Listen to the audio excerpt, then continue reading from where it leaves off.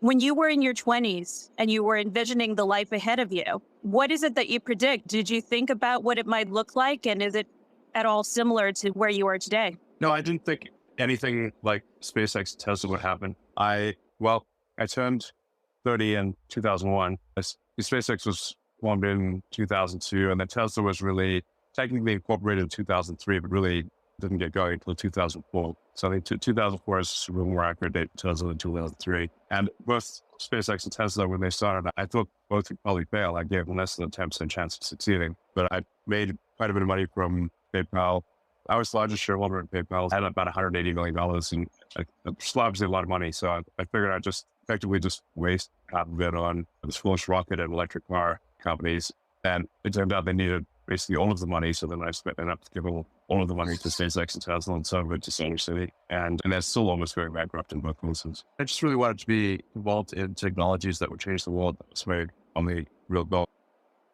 Certainly did do that. Do you think there's anything that people might misunderstand about you? No, nothing at all. I think I detect some sexual device. No, me sarcasm, me never. I can think of something sarcastic. Well, it's difficult because I find, even on the small scale that I've experienced it, like I find it very difficult when people misunderstand something about me or misjudge me. And so I kind of want to correct them. And have you sort of let that go?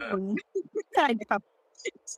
There's so much printed about me that I actually I can't even read it all. But if I would take a large portion of my day to simply to read all of the nonsense articles that are written about me or have been written about me over the years, I find the regular news or what I call the legacy media depressing. And often or speaking of misinformation, it's remarkable how often there is just misinformation or just sloppy information printed in some of the biggest publications in the world. The Wall Street Journal has, I think, now printed 3 articles claiming that I'm high all the time, which is really, I guess, a compliment because... I mean, you are high in the sky. Yes. From an altitude standpoint, I'm certainly high a lot because I'm flying around like a lunatic, working, by the way, not, going to my yacht or private island. I don't have a private island or yacht or even a holiday home. In fact, someone looked at my flight schedule and put it to pinball music, because I was flying around, like, literally my flight path looked like a pinball machine, which I think, really makes it clear that you do have to be at work in person. You can't actually work from home and be as effective. This is the whole work from home thing. Well, if I could work from home, why am I flying around all the time? I fly around all the time because it makes a big difference to be there in person. And I've spent many a night in the factory at Tesla or SpaceX, and mostly Tesla, because Tesla's been much more of a challenge on the manufacturing front. And just Tesla's just in general been much more of a drama queen, if that's still a thing one can say. Drama king queen. Drama monarch. Yes, that's fair. And shitposting Lord, I think. I think that's the official title. I've heard that said in the media. So, it must be true. Drama. I like that, yeah. So, yeah, but it does really matter to be there in person. I'm actually on my way to California for SpaceX and Tesla meetings, primarily Tesla, actually. And so... It's one of those things where I do think, like, our humanity, I do think we need some face-to-face. I am breezy and I love working from home, but I also need to see people and you can't really brainstorm with people not face-to-face. But in terms of you've stated many times that you're a free speech absolutist and you bought this platform at least in part to set the birds free. And I believe there's even many memes on that. So it's been about 1.5 years. And I'm wondering, through this experience, have you learned anything about speech on social media platforms that surprised you? And do you think there is a degree that's necessary, in a private platform for a good user experience? Well, I mean, it's been many things that surprised me. I mean, the amount of government control, the degree to which Twitter was acting at the behest of many arms of the government was a surprise to me. They really were, in my view, there were many violations of the First Amendment, which I think you're in Canada, but there's no actual First Amendment in Canada. But there certainly is one in the US. And, and the government cannot exercise de facto control of the media. And the reason that amendment was put in place is because people came from countries where you were forbidden to speak on penalty of prison or death. And so they wanted to have the ability to say what they, to speak freely without fear of severe punishment, or at least not from the government. So that was really a very troubling discovery. And then I think obviously anyone who watched is that Twitter was very much controlled by far left activists. very far left. And, it was really controlled by a niche ideology that geographically is limited to the city of San Francisco and Berkeley. Not even, it doesn't even extend to the city of South San Francisco, or certainly not even to Palo Alto. A far left niche ideology that would ordinarily be geographically contained was effectively piping that what most people consider an extreme, what most of the world, 99% of the world consider extremist ideology was mapped to anywhere on Earth that would allow Twitter to exist. So that, I felt it was effectively worm tongue to the world, and something needs to be done about that. I felt it was actually a civilizational risk. I think if the United States does fall, that would be. Sometimes people think, well, they'll escape to New Zealand or some other place. It's like that's not realistic. Canada will, if the United States falls, Canada's going to become a province of Russia, and I don't know what's going to happen to the other countries, but they're not going to. They survive under the protective umbrella of the United States. The United States is a central tent pole that holds up the entire edifice of Western civilization. We have to make sure that the United States is strong, that it remains a democracy, and free speech is the bedrock of a functioning democracy. You cannot have a true democracy unless people can say that they want to say and can learn the truth of things. Because otherwise you're making your vote based on a lack of information or a distorted view of it, and which can make the vote effectively meaningless because you don't know what to vote on what basis to make your vote. So I think this is something that is extremely important, and that's the reason for requiring Twitter. And I think we do want a fresh start, hence the different branding, and also X will be a much broader system than Twitter, which is a name that first made sense when you're doing 140 character or short textual tweets. And it was a bit like words twittering away. But once you start having 3-hour videos and audio video calling, and we'll be launching payments later this year, then the name no longer fits. It would be like naming a company that has a broad range of products after one product. It really makes sense to do that. And I think we want to sort of put the, free the word and let it fly free and be something else. So, well, sorry, go ahead. Yeah, so that's sort of the reasoning for it. But do you feel that maybe like having now had ownership of it for a while,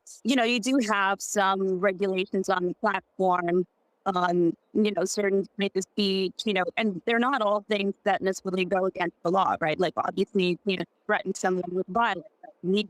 Some of the moderation on the platform isn't really to do with things that are illegal. Like, what's your perspective on that? Actually, we really should be adhering as close to the law as possible, and really being extremely, I think, reluctant to have permanent bans on people. Because I think a permanent ban is almost like a death sentence. That should be a very rare thing. It's like we, and we're a less civilized as a society, we would execute people for minor crimes. And now it comes to the conclusion, well, that's wrong. The crime should, people should be incarcerated for some period of time, but not forever, and they shouldn't be executed unless it's in a very extreme circumstance. So I think that's kind of what we should be doing. Now that doesn't mean at the same time that you just get to harass other people on the platform. They obviously have the ability to mute you. I'm getting around to getting rid of the block, but having a stronger mute. So like if you really don't want to hear from someone, there's not some way to get around the mute. You can just mute them entirely. So in general, if we are suspending people or accounts for reasons that will go beyond the law, I'd like to know about that, because I don't think we should be suspending people for reasons that there's not a probable legal infraction. Yeah, I guess my thinking around that, let's shift a bit. So I used to be, I think really much more of a free speech absolutist, and to some extent I still am. But when it comes to private platforms or just my engagement, because I used to respond to anybody, no matter how they spoke to me. So I well, if they're not coming in good faith, I can disagree with them on what they say, but if they're not coming in good faith, if they're rude, if they're attacking me, if they're disingenuous, I don't feel like I have a responsibility to engage with them. You certainly don't. Yeah. You should have the ability to mute them and have them not bother you. And, and if I guess if we do see that there's like a coordinated attack to effectively squash free speech on the platform, then that would certainly be reasons for at least a temporary suspension of the accounts that engage in that behavior. And then those temporary suspensions would grow in length. Kind of like when you type in your password too many times in your phone, it gives you longer and longer times. You can't just brute force hack it.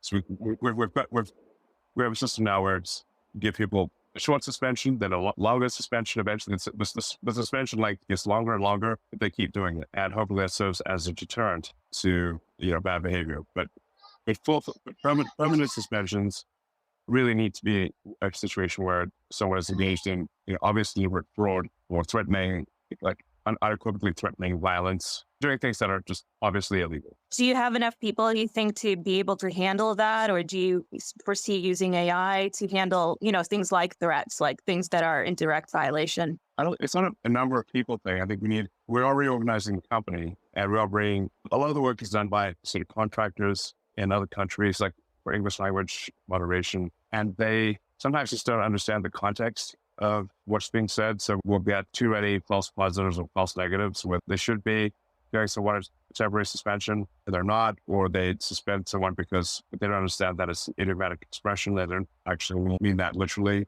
So we are building up a general team based in the US that I think we better have a better understanding of when is somebody really threatening violence versus simply a figure of speech. It's not simply a matter of quantity. It matters that people understand this, what's going on.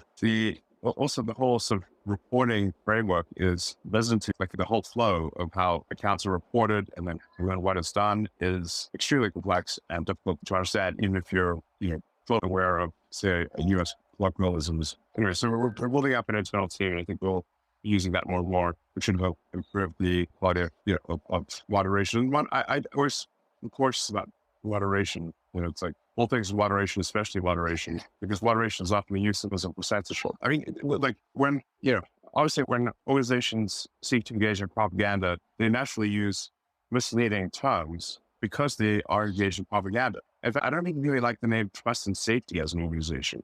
I mean, that's something that would fit very well in a George Orwell book. Generally, I think it's like customer service or, not much moderation. It's true. I mean, I agree with you about the words that are being used. I don't think that they're always intended to be propaganda. I think it's something that sort of starts as part of the culture. And then there's this sort of feel like you have to use them. Obviously I've been in mainstream journalism for many years. It's not like anybody's ever said to me, hey, Katherine, you need to use these particular words, but you see them around and you see what each publication uses. And something that you are sort of taught is that you write in the voice of that publication. And so it becomes more dominant. This new language becomes more and more dominant, and people don't really think so much about why are we using these words? Why have they changed, right? Yeah. Well, I think there's almost like a tempting fate to name something trust and safety. It's inevitably going to be kind of the opposite. I think you want to have a neutral term as opposed to something which, if there was a ministry of trust and safety, would you trust that? Now we're talking for rebellion. Yeah. I wouldn't trust a ministry called Trust and Safety in a million years. No, that's fair. And I think, look, when the whole Twitter files thing came out, for me, I'm comfortable with some moderation, but I'm also okay with not. I think life could go either way. However, when you have the private entity, I think you have the right to do what you want. But when you have government organizations specifically telling you what to do, that to me, like that is where we are looking at censorship. Even if they don't say, well, you have to do it or else, there's an implied threat there. But, I'm looking. Agree. Yeah, well, but where I'm sort of struggling lately, people have always said, sunshine is the best disinfectant, as a liberal, is always like freedom of speech is so fundamental in my very left-leaning schools. That's what I was taught. And that was the value we had. And I still, obviously believe a lot in that. But when I think about social media structures, right, there's a lot of incentives that are for telling lies. And it's not just the social media, and it's not just X either. It's what it is, every social media structure, and it's humans, right? Humans have a tendency to amplify things that are sensational. There's incentivized outrage. And so I don't know, considering that is the case, do you still feel that statement about the sunshine being the best disinfectant still holds true when you have basically, lies spreading very quickly? And I know you've tried to do really good, I'm a big fan actually of community notes. And I think that's one of the, you can help that, but by providing people with more information rather than censoring whatever, even if it's a lie. But do you think that structure, appeals to truth finding, I guess, truth seeking, in the sense that it's when things are exposed, you should be coming to the truth should come to the surface, but clearly it doesn't always, right? Well, I think honesty is the best policy, actually. And you have to make a choice here. Nothing's going to be perfect. Do you want to err on the side of free speech or on the side of censorship? I think we should err on the side of free speech. And while it is true that lies are often sensationalized and more interesting than the truth, over time, if we have free speech, we can at least get to the truth if they want to. But if you've got human censors, well, then you're relying on them. And often they're wrong. And it becomes a magnet for activists, for people who in fact want to distort the truth. This is really the problem with having moderation, aka censorship, is that those who wish to distort the truth will naturally gravitate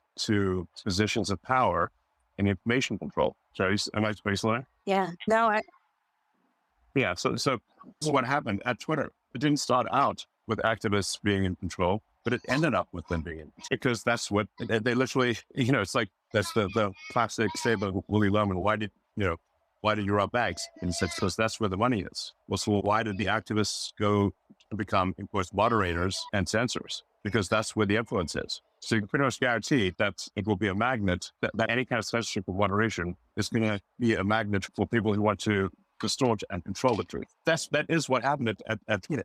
I mean, Yoel Roth, literally, I believe he actually tweeted that the reason he wanted to be in charge of trust and safety was because he wanted to be an activist. Like, I think he said that publicly. I guess that's a good segue into journalism, because, this is something that I'm seeing more, kind of came up with. I had really people who value truth and called me out when I, BS my way in coffee and asked the right questions. But I have seen sort of the incentive to go into journalism, especially because it's not a highly paying field, right? So why would you go into it? You either really love something about it, or you want to, you want to have a cause. And so this kind of activist journalist emerged. So as a result, I do see a lot of issues that we have these days as a result. But you've spoken a lot about citizen journalism, and I've always been really supportive of the idea of citizen journalism. But at the same time, there is this sort of mainstream media does still have really good structures for collecting news, has the resources, has some sort of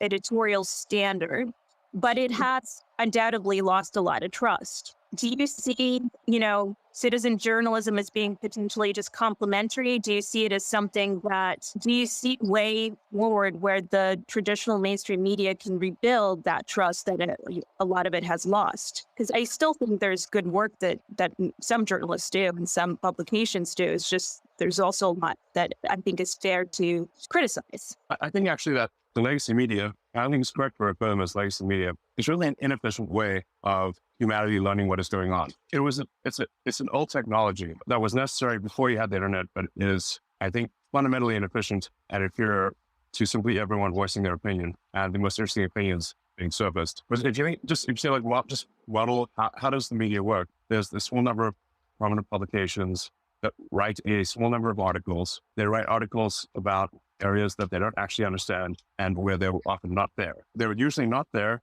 as a field they don't understand. So in a best case scenario, you've got someone who, this is assuming that the journalist is doing their absolute best to write an accurate article about something. They're still not an expert in the field, and they still, in vast majority of cases, weren't actually there. So the best case of that article is really going to be pretty bad. That's why, if you really want to understand like how accurate is any given article, well, when you see an article that you actually understand the field or you know what actually happened, how accurate is that article? It's usually, you read it and say, that's actually not at all what happened. That's usually how it goes. Well, that's true for all the articles. It's not just true for the things that you're an expert in. It's true for all the articles. If instead we have a vastly larger number of people who are expert in the field, who were there or literally are there right now, you've got, 100 or 1,000 or 10,000 times more sources of information. Sources of information about to be more accurate because they're experts in the field or are literally there. And it's really not something that legacy media can compete with. Think of like legacy media is like the fax machine or like writing letters, like with a pen and paper compared to the internet. Like how many people used to communicate by writing letters because that was the only technology available at the time. So they'd write letters and back in the day it was with a quill, quite difficult to write a letter with a quill. And then you'd have a very slow, often your mail would get lost. But this is literally how the world communicated. It was like writing a letter. They would have to be then carried by someone on a horse from one person to another. In the old days, when they would declare war, half the country wouldn't even know that war had been declared because they didn't get the mail. So that even in the U.S. Civil War, there were battles that took place well after there was a peace deal signed because they actually didn't know that a peace deal had been signed. In fact, one of the last battles of the Civil War, I think maybe the last, was right near our Starbase launch site in South Texas. And they fought a battle because they didn't realize that the sides had actually declared peace. So that's kind of what you have with some version of that with the legacy media. I would challenge one thing, Yeah. though. Speed is not always, I think, king. I mean, obviously, you want breaking news to happen quickly, and it's important when it does. And I think AI is going to help to some extent, but the reporting on the ground is really important. But when you go at a really high speed, you also have more chances of getting something wrong, right? So when you have things travel really quickly and you've got the wrong information, I mean, sometimes that information can even lead to potential death or people making very bad decisions because they're relying on information that wasn't vetted. And even with journalists, right? Like you see that happening. They might see a source for a story and then they'll copy it and there's broken telephone going around and because it's traveling too fast and people are trying to get it out too fast and they haven't properly verified the information. So I think it's important to sort of keep that in mind, especially when it comes to important stories, right? Yeah, well, I mean, the media the legacy media has a shrinking pie problem where the revenue is decreasing, news are decreasing. So they're actually desperate to get news out first. If you get news out even a few hours later, you're going to get much less attention. So this has actually led to a radical reduction in the quality of information made by legacy media. But for legacy media, the ability to actually correct things is basically zero. They can technically run a retraction, a week later that nobody reads. Whereas the fast news online or like on the X platform is corrected immediately. So yes, there may be and often are wrong things that are said, but then they're just as quickly corrected. And the same cannot be said of legacy media that's printed. In some cases, it's corrected. Like if the community note, for example, goes through. And by the way, I mean, this is not just an X situation, right? There's other social media platforms that don't have things like community notes. So I find that things do spread very quickly and there isn't always a mechanism for corrections. And I think, look, community notes it may be imperfect, but I think there's a lot that it do and a lot of areas where it can grow to do better on the correcting of information. So I think, and I agree with you that with, one thing that I have a significant issue with is that a lot of times when a media outlet makes a mistake, even if they do correct it, no one sees that correction and there's no sort of accountability. Like I'd like them to publish and say, we've made this many errors today and, this month and be really accountable about it to the readers. Because I think it would also benefit them because it will build trust. Do you see a world where, you take like one thing that I've really enjoyed on X and other X, because that's really the dominant platform for me. But when there is breaking news of some sort, you can get like really interesting people breaking it down. So you might have somebody who has expertise in a particular area or maybe lives in a particular region. And it gives me this kind of enhanced idea of what's going on in the news. So to me, I see it as something that the citizen journalism aspect of it or the community aspect of it is something that to me seems like a great potential enhancement to traditional media. And perhaps there's a way for it to work better together. Do you see that, or do you see social media completely replacing sort of the conventional media format? Independent of what I think, what has actually happened and will happen increasingly over time is it's sort of like trying to argue that people should go from having email back to writing letters and mailing physical letters. It's simply not going to happen. So it's not even, I'm simply describing that legacy media is a legacy. It's an inefficient and very slow means of disseminating information. And, like civilization is kind of a group mind for humanity. The efficiency of really close to this kind of like a neuron in a giant brain. And the effectiveness of that brain is going to be a function of how well those neurons fire, how quickly they fire, how quickly information goes around and is corrected. And I think legacy media no more compete with internet media than written letters can compete with email. That's what in fact, it doesn't mean that nobody writes letters anymore. There are some letters written, but they are niche, and legacy media is niche, and will become even more niche. That's just a statement of fact. It's whether I want it to be true or not. I understand what you're saying. I feel as though there's certain things that media institutions do better than, for example, if somebody is just on social media, and some people are spectacular, right? Some people produce incredible content. They take hundreds of hours to do it.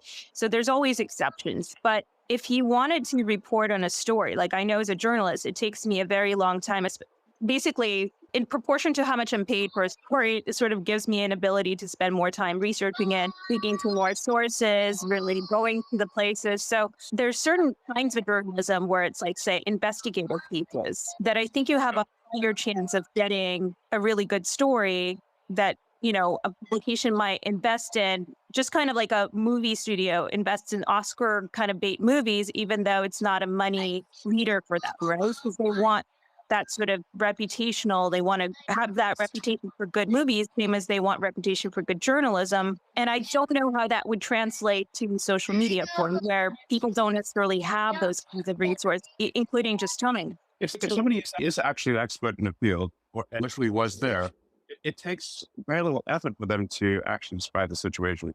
It's much harder for someone who wasn't there or is not an expert in the field to attempt to become at least a slight expert in the field or interview a whole bunch of people who were there. That what I'm saying is that is no longer necessary. You can now hear directly from world-class experts, as on X, you can hear directly from the best AI scientists and engineers in the world, directly from them, immediately. But that information, and in some ways it's good, that information isn't filtered, it's uncensored. And at the same time, when you have a good journalist, that person should be good at discerning, who's a really interesting expert, and let's bring different diverse points of views into the story. So it's more than just, one person's opinion or a few random people's opinions who might have expertise, but, haven't done like a full sampling. Well, like I said, I think the debate is somewhat moot because what I'm describing is simply what is happening and whether one likes it or not. Like I said, legacy media is like the written letter, like mailing letters written with a quill or pen or something versus email. It's not that there are no more letters, but email is faster, more efficient, faster. And that's just legacy media. It's just an old technology. I think it's kind of absurd that we print out newspapers still after all this time. My son Saxon, he was having profound observations in the world, was sort of walking through the airport and saw, it was a Wall Street Journal or something, that had that day's date printed on it. And he was like, wow, how did they know it was today? I was like, no, Saxon, they print that out every day. They make that newspaper every day. He's like, what? So you can sort of see the absurdity of from a child. Like, they print this out every day. And then he said, well, they probably just read the internet and print it out. And I said, yes, that is indeed what most newspapers do. They simply read it out. That is such a good description. Kids are very good at this, I have to say. They discern things in the most simple, honest way, don't they? That's the vast majority of news is they read something on the internet, write an article and print it out. So that's just the vast majority of news, so-called news. And very often it is at some ex post that they're writing an article about. Yeah, look, I certainly have my criticisms. I'm also, a biased observer, given that I am a writer. So, I am a little invested in saving journalism in some way. Though I do think there's ways to move forward that are different than what is now, because it's not working as well as I wish it was. One thing that I noticed, so you engage a lot on this platform. You are very active. Everyone knows. I don't even want to guess how much time you spent, in the golden stool tweeting. But in terms of one thing that you have is, as the owner of this platform and, somebody with a big following, is that you can amplify both certain ideas and people. And you do. And, I know there's been a lot of criticism in particular, both about the ideas that you choose to amplify and the people that maybe, might have checklists of whatnot, when the same point could potentially be made without them. And I'm just wondering, how much thought do you even put into that? Do you think, I can't take this person and, I'm not going to not a literal Nazi, but you know what I mean? Or are people, how much thought do you give this at all? It's it may sound sort of esoteric, but what I'm really trying to achieve here is to improve the signal to noise of the collective consciousness. So, and the bandwidth. You think of the X platform as being, all these humans connected in the same way, or similar way to a collection of neurons in a brain. You want to improve how, the increased signal, reduce noise, and just have that collective brain be better. This is why when you think of it that way, the absurdity of legacy media becomes apparent, because it's slow and it goes through a few choke points. The number of articles is tiny. it's just obviously not the future. So I'm trying to create here, like over time, a collective consciousness that can think more clearly, that can think faster, that can reach more accurate conclusions. That's the goal. It sounds sort of esoteric, but that is what I'm trying to achieve here, is a better collective consciousness. Are you trying to move the Overton window? So which window? The Overton? I don't know how I'm Oh, yeah. Overton, yeah. English is my third language. Sorry. English is really a third language? Okay. Yes. You speak it quite well. Thank you. What are your first two? Well, okay. So I'm curious, so for example, you once tweeted a meme by Colin Wright about how you don't feel like you moved from the left politically, that essentially the left Jim. And, I think there's definitely a lot of truth to that, because the left has shifted. Can you talk about something like freedom of speech, which, as I said before, was a pretty liberal idea now. And I'm wondering, but you seem to be, one thing that you do is you tend to focus more on things that might be associated with issues that might be associated more with, say, the culture wars, what people call the culture wars, and necessarily focusing as much as on things like, say, housing or prison reform or whatever, matters to you.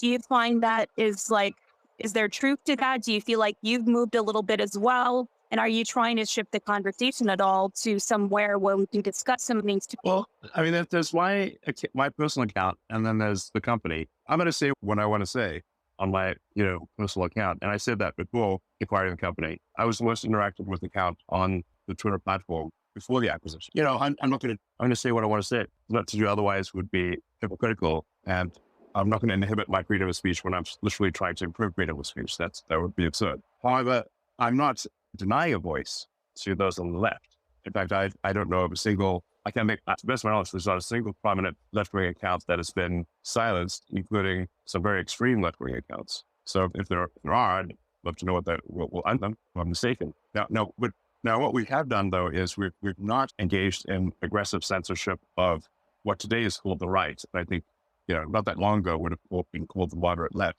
So towards the end there, Twitter was really very aggressively censoring anyone on the right. Obviously, a deplatformed sitting president. And so you had massive censorship of anyone on the right, with 10 times as many accounts on the right were being suspended as accounts on the left. And in fact, the only reason they would suspend an account on the left is when there was an argument between two segments of the left. And who would just silence one of the segments of the left because of an argument between two groups of the left. So like Bernie Sanders with Hillary Clinton type of thing. So then, what appears to be, well, I guess it's not really an appearance of moving to the right. The platform has moved to the right because it was so far to the left before. And in order to properly represent the whole country and the whole world, you have to be balanced. You have to allow the right and the left, and sometimes these definitions don't put exactly into a right or left. You have to allow both sides of a debate to flourish. And previously under the prior censorship regime, they did their best to suppress even moderate right-wing leads. So, and like I said, today's right-wing, honestly, was yesterday's moderate left. So like I said, so it may appear like, oh, it's moving to the right, but all we're doing is being even-handed and enabling a level playing field for all points of view that are legal. Yeah, I think one thing is that you've been criticized, or the platform's been criticized a lot for having, certain kinds of speech that people find very offensive. I think I don't know, I can't measure if it's high or low, but all I can say, I have personally experienced it. That said, I also think a lot of people who might make these comments, they gravitate towards a platform where they feel like they want to be, thrown off. That might be the case. So I don't know if it's like the platform's issue so much as it's like, as soon as you allow sort of free speech, a degree of free speech, people gravitate towards that, and that's just human nature. Yeah. Well, free speech, I think, is meaningless unless people you don't like are allowed to say things you don't like. Otherwise, it loses all meaning.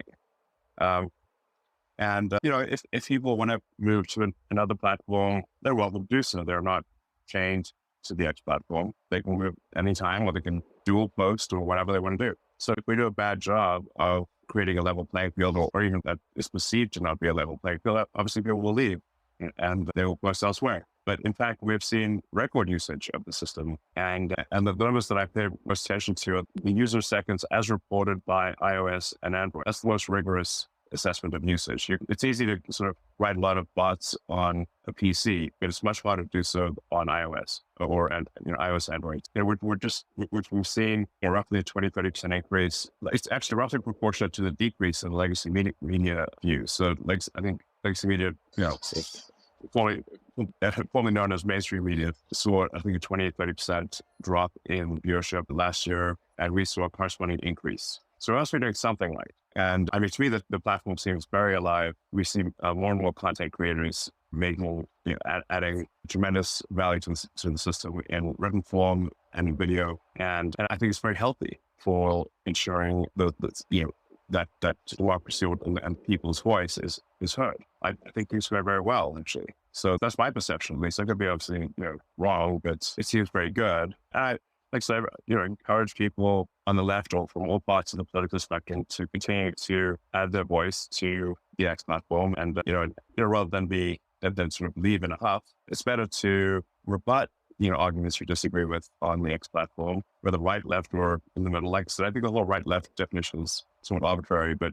to have a healthy debate, rigorous debate, and that does mean that at times you will read things that offend you. In fact, but you should have a way of saying, it's actually good that I'm reading some things that offend me, because that means freedom of speech is a lot. And that means that if I say something that offends others, I won't be shut down. That should give you great comfort. Well, it's also good sometimes it is good to be offended or offend, because it makes you think through ideas a little bit better and wonder, okay, why am I offended? Why is somebody else offended by this idea? And how do they have a point? Or are they, or are they just right? Yeah, I'd encourage people to say, many times I'll read things on the platform and I'm quite offended, and I'm like, oh, wait a second. That's actually, it's good, because I should be offended. I'm not reading things that more than occasionally, actually, that I disagree with. And that might change my mind once in a while. I think it's important to always, be open-minded. Don't be too sort of set in your beliefs, because the odds that you are right about everything are zero. And that's why I said, if you believe that everything your political party says is true, you're a fool, right? And anyone who does that, there's going to be things that your political party says that are at least sometimes untrue or inaccurate. And so you want to, take things with a grain of salt, and don't think of it too much like sometimes people think of it sort of in a tribal way, where their political party is like their sports team and it can do no wrong. But really, obviously, it can. Nobody bats 1,000, to use this analogy.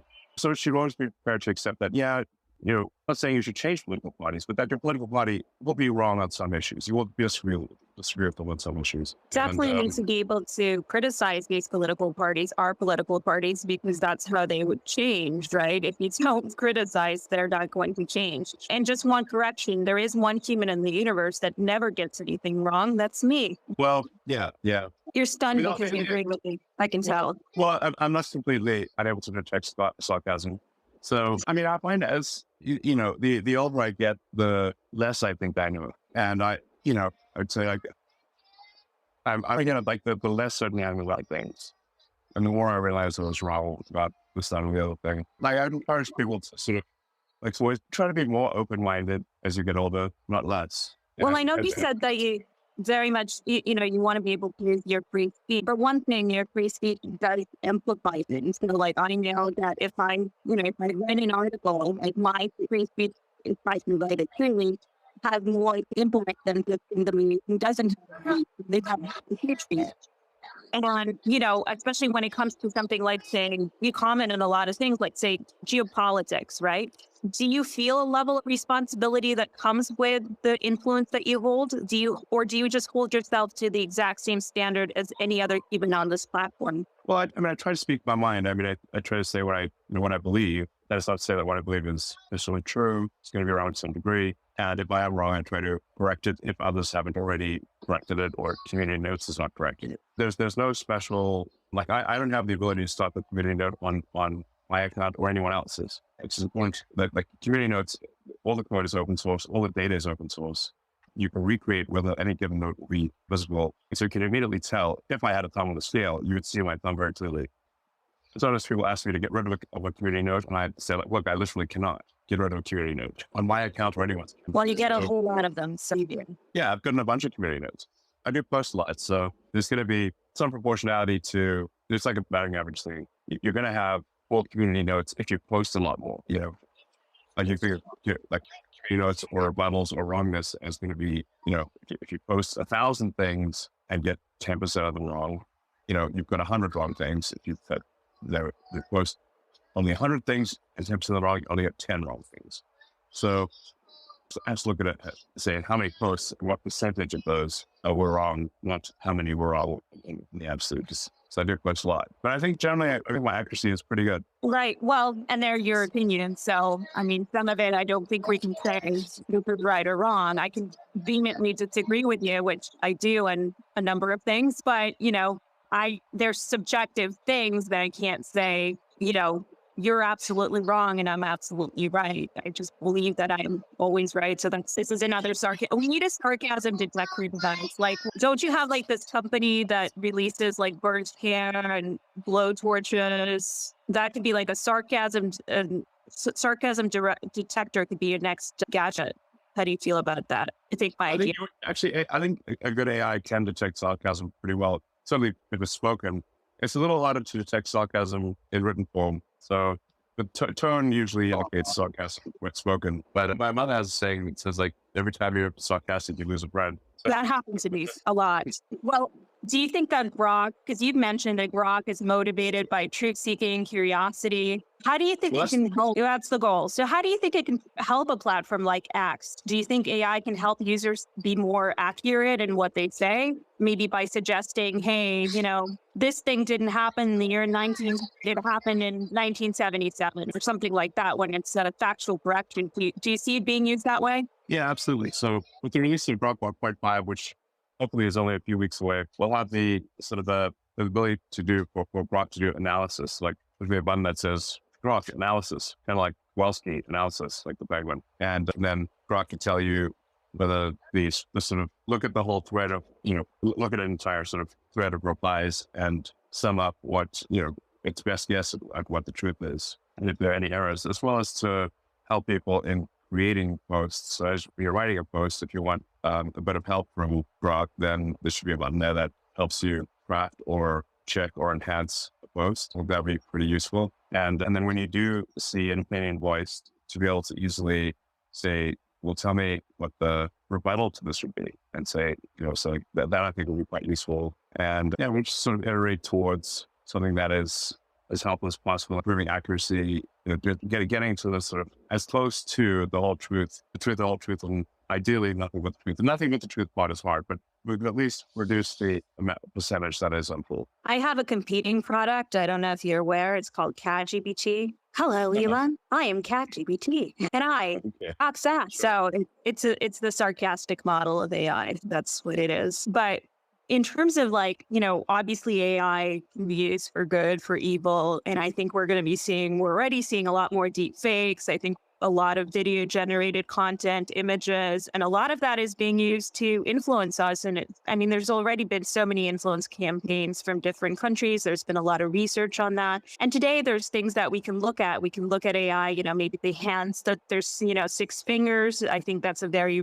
rare genetic disorder. So we can rule that out as being a real human. I think there's a lot of ways that little tail signs, right? But I think that's going to be more and more increasingly difficult. So how do you see us navigating this? And are we going to be a society with zero trust because we can't even trust, a picture or video? I think very quickly on the X system, if something is AI generated or true, you will see in the replies, if not in community notes, that it is AI generated or not. I have yet to be really fooled by any significance. I think the only one that I think fooled me was that which I think in retrospect was a bit silly, the Pope in the puffer jacket, which, he's not really going to be wearing a puffer jacket in the middle of summer in Italy. It's a bit warm, but it did look good. I don't know. I haven't really seen, can you think of some examples of AI generated stuff that wasn't immediately corrected?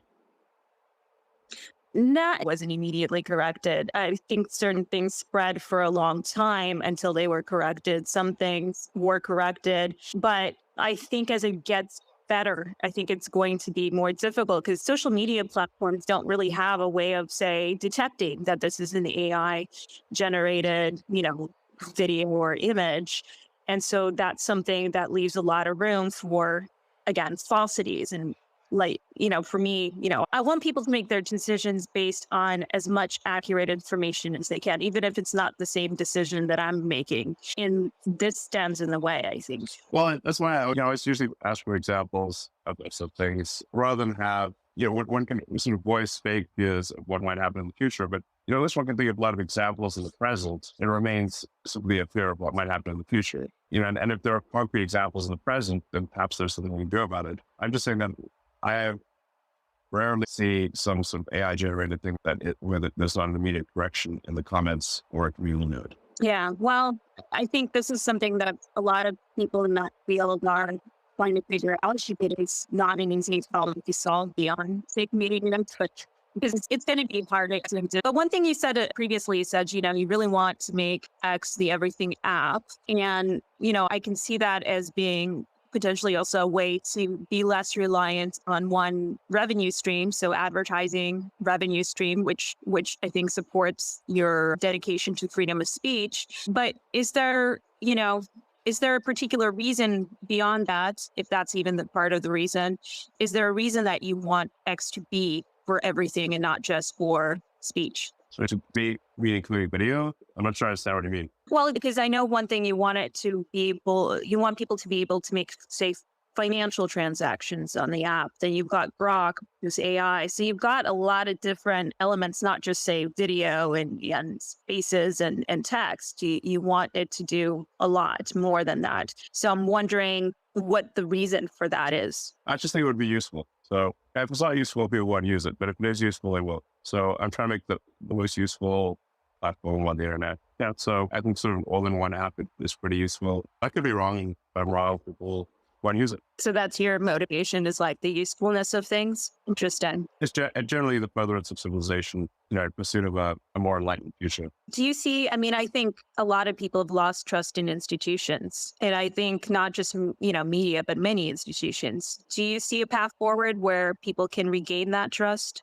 What do you think can be done to do that? I think people shouldn't trust institutions, or they should trust institutions proportionate to the accuracy of what those institutions have said in the past. So if they are, if an institution has a track record of being wrong or deceptive, then the reputation will, that reputation that's the reputation they're going to have over time. And so if any given institution wants to improve the public trust, they need to be more accurate and truthful. And then over time, their reputation will improve. Now, it is true that there's an asymmetry there, and that you can destroy reputation a lot. It's far easier to destroy a reputation for truthfulness than it is to create one. And so if you start, just like for products, if the company makes products and product quality suffers, even briefly, it takes a long time before consumers believe you again about your product quality. Like the American auto industry had that problem where the quality of cars was just far inferior to Japanese cars in the 80s and 90s. And it took really a few decades before that perception was of American cars having worse quality was stressed. And it might probably not even today, it's probably not full of rest. Like Will said, it can take a lifetime to build a reputation and 5 minutes to destroy it. I think that's maybe an extreme. That's probably an extreme point of view, but it's certainly far easier to damage a reputation of truth than to create one. No, absolutely. And the problem also with institutions is that to function properly as a society, we do need a level of trust, or it just kind of falls apart. So it becomes, it's a difficult thing to solve. When you lose that trust, regaining it is just incredibly difficult. Also, in terms of trust or reputation, as you said, because I've been researching this for my book, one thing that is really incredibly important, that because we all have this digital footprint nowadays, right? Whereas if your reputation was destroyed in the past, you could move to a new town, change your name, or move to a new town and maybe start over. If there were newspaper articles about you, they would sort of vanish in a couple of weeks, and that's it. And now, because everything is digital, anything that's ever said about you is now forever and follows you everywhere. It makes it really difficult for people, particularly when they're targeted for those things, or even genuine misdeeds that maybe they shouldn't have a lifetime of suffering for. I don't know what to do about that. It's true that, what you see on the internet lives forever. So maybe people just need to be a little more forgiving. If somebody made a wrong tweet, whatever, post 10 years ago, maybe we should just all learn to be a little more forgiving of such things. Some people shouldn't be canceled for, and in fact, for a while there, people who comedians were being canceled for, tweets they did 13 years ago, which is absurd. Everyone has moments or where they, post something, perhaps they're in just a really bad state of mind. I don't know. I think we should have some forgiveness, especially if people apologize for what they were, then we should have some forgiveness there. I mean, I'll say apologize if you genuinely done something wrong, if you done something wrong, you never apologize. Yeah, yeah. I don't think you should apologize if it's something you still, it wouldn't be obviously disingenuous to apologize for something that you aren't actually sorry about. But, it's just like, you should be dishonest in your apology. So, I mean, we're all just human here and let's make mistakes, to err is human. If, sometimes we say things in a hurry, like I said, a bad state of mind or without, necessarily knowing all the facts. But then if you subsequently correct yourself, I think we should accept that. Yeah, I think people often say, listen, it's accountability culture. And I think the difference there is, I think people should be accountable for their words and their actions. I certainly don't think they should be, unaccountable for everything. However, if you spread and said something from people and they said something a little off, we would have a little bit of grace. And so people get sort of stuck with the repercussions of a mistake for whatever, quite disproportionately oftentimes. So I think that is a big issue. I think as a society, let's be cautious. In prison systems, right? In prison systems, but also we should have some, and we also should be, or the sentence should be fine. And so I think if we look at society and saying, I think it's very similar. I think we could probably have a similar approach to that. Okay, sure. It's all right. We can disagree. All right. Well, I'm wondering, this is probably a very new area of expertise, but I know that people worry about that a lot. I'm worried about gene editing. And I'm wondering, is this something that is involved? Obviously, people want to think it's no thinking about what does that do? Blue-eye, color, and all that. I'm sorry, the connection is unfortunately a little, I think it's maybe in a bad spot. Maybe it's me. Can you hear me better now or no? Okay. I was just asking about gene editing and your thoughts on that as far as, editing designer babies as opposed to just dealing with health consequences. Like, does that change our humanity? It takes a long time to grow humans, 20 years. I wouldn't worry too much about gene modification. It's like somebody making super soldiers. It'll take far too long. AI is moving at, artificial intelligence is moving so much faster than humans can possibly grow up. So I think that's really the thing to be concerned about, not whether we're doing gene editing to make people a bit smarter or to make theoretical super soldiers. Right. I have one last question for you. I don't know, and I know I've taken a lot of time, so I don't want to keep you. I don't know if you have any time to take a couple of audience questions. Okay, great. I'll ask you one question and then we'll go to a few audience members. So my question is, if you could solve one problem, what would it be? I guess I'd try to enhance human intelligence dramatically. Just wave magic wand, just make everyone like 10 times smarter. I would do that. I quite like this one, actually. I actually, weirdly enough, that answer. Sarah, do you have a question? Sarah makes fun of me all the time, Sally. I am, and she's a good person for bringing me up. Katherine asked you earlier about you wanting to make X the everything app. Where do you see X in a year? Do you see it largely the same, or will it be a completely different user experience in a year? I think it's going to be completely different.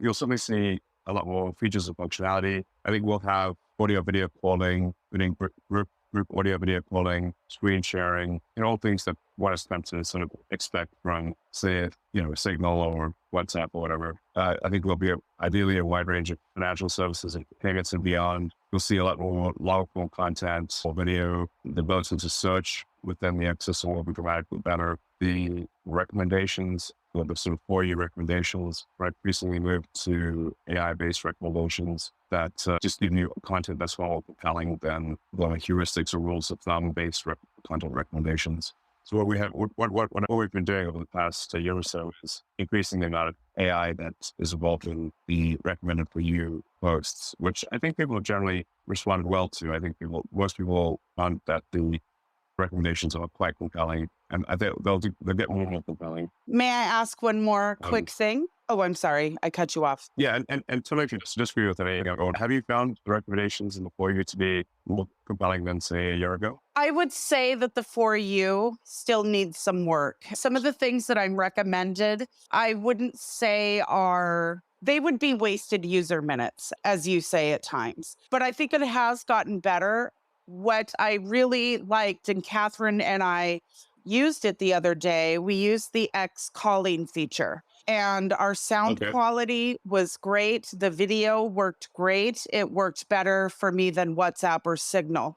Do you see wanting people to use that option more? You talked about not using your cell phone in the future and only taking calls on X.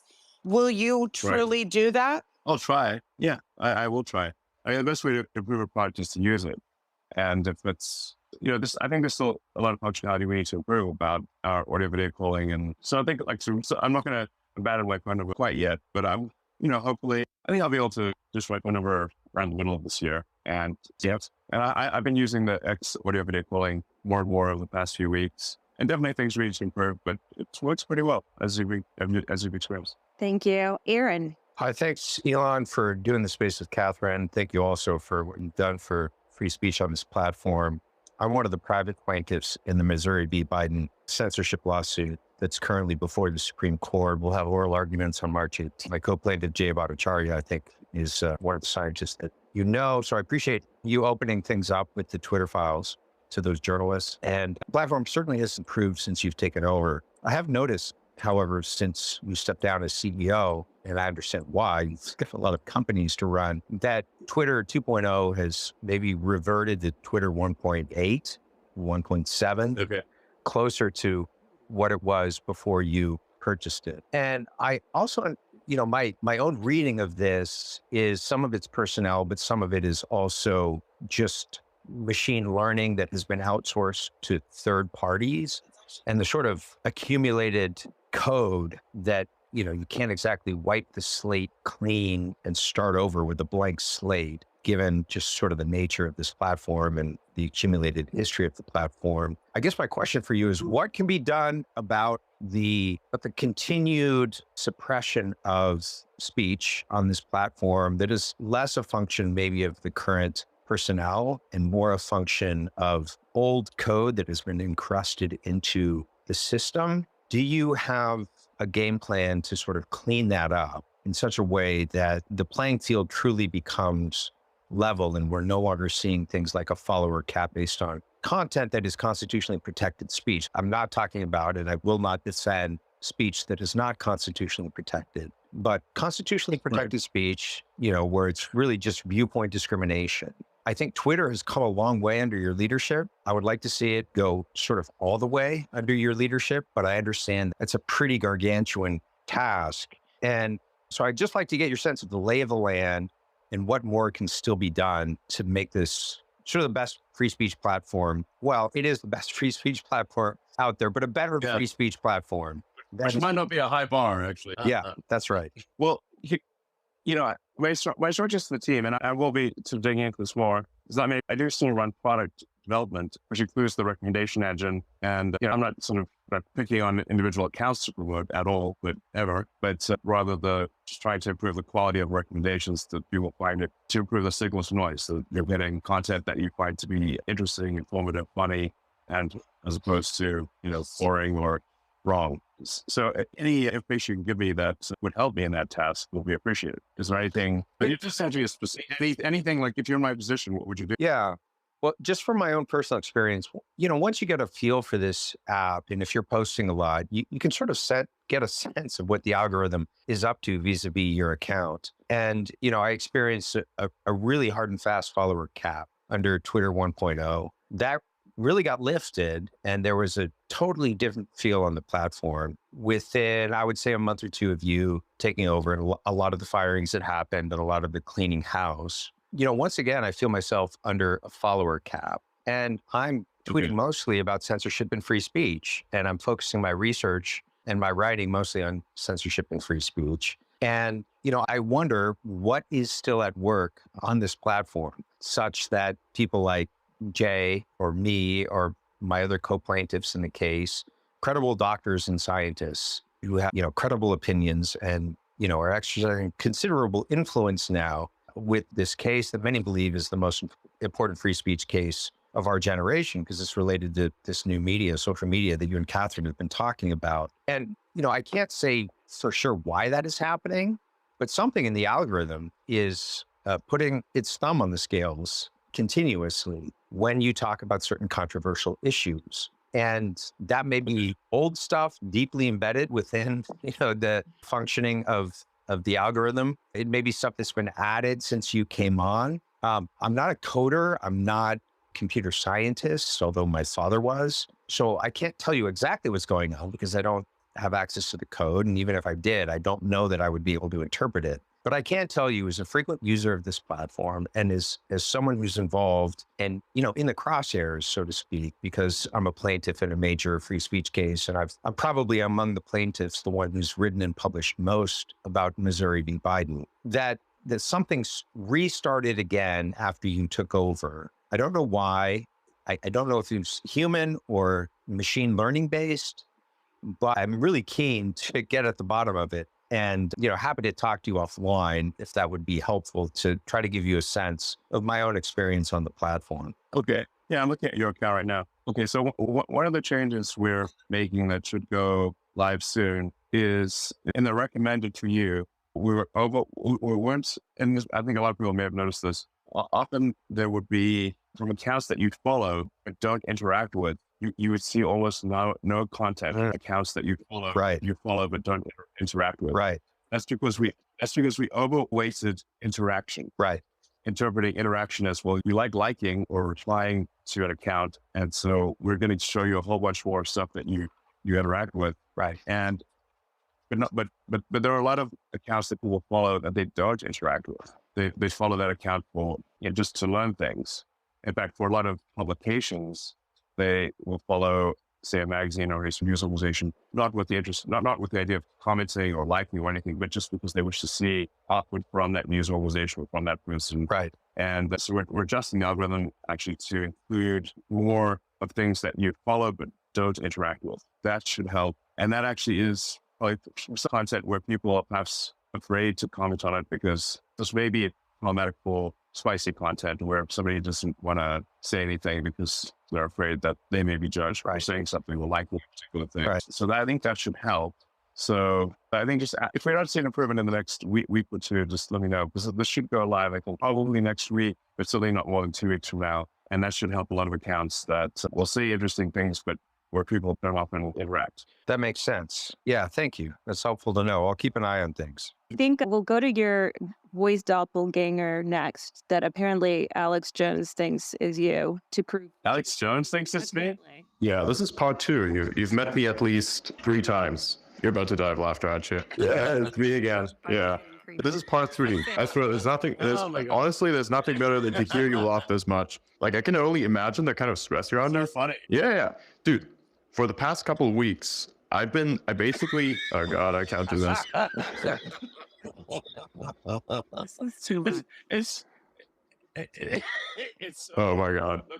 There's a billion people on Earth. So Yeah. odds are Yes. there's someone who sounds like you somewhere. Yes. And you're that person. Yes. It gets worse. It gets worse. It gets so much worse. It gets so much worse. Honestly, I don't believe you're not me. Yeah, that's a theory. People think I'm legitimately your clone. There's been theories that I'm one of your Neuralink experiments. Can you clarify that I'm not one of your Neuralink experiments? Or maybe I am and I wouldn't realize it? Because that shit's vast. How are your monkeys? I was a test subject. No, the weird thing is you even ask questions in the way that I would ask questions. Autism. And, quite similar sense of humor. It's eerie. Yeah. I still remember the first time. Oh God. I still remember the first time. When the first time I found out about you was actually in early 2016. And this is when I watched SpaceX rocket engine experimentations on YouTube.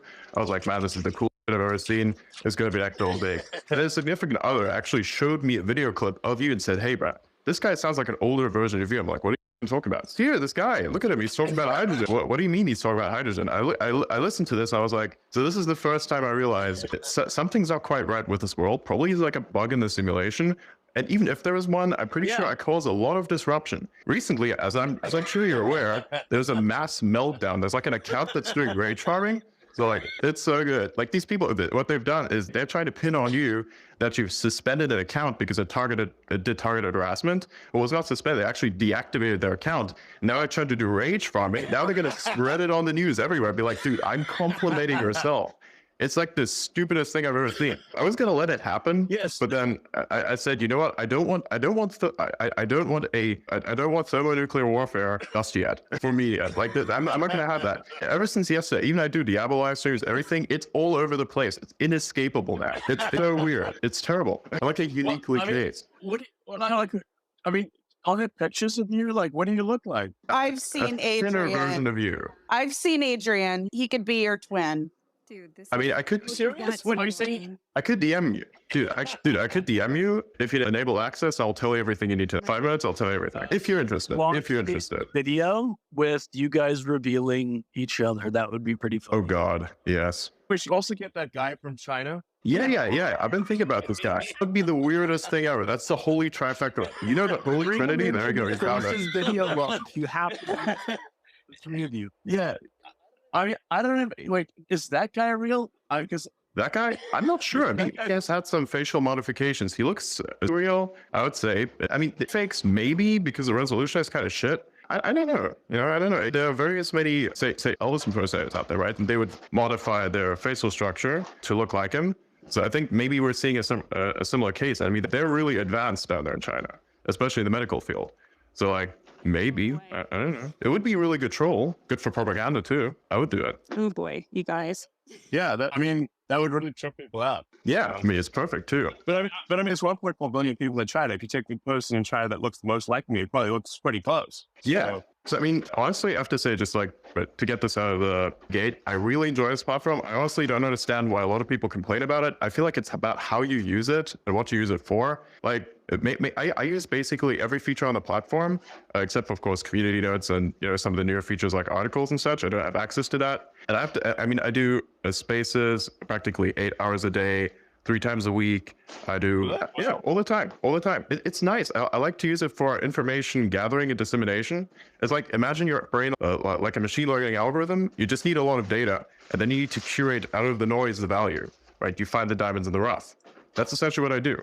And I do this quite a lot. That's amazing. We find cool stuff out. We cover a lot of it then. We covered your earnings call. Your mother was in there. And that was so weird. Wait, you talked to what did my mom think? I have no idea. She was just listening in there, just sitting, and we were having a discussion on the earnings call. Just sitting in there.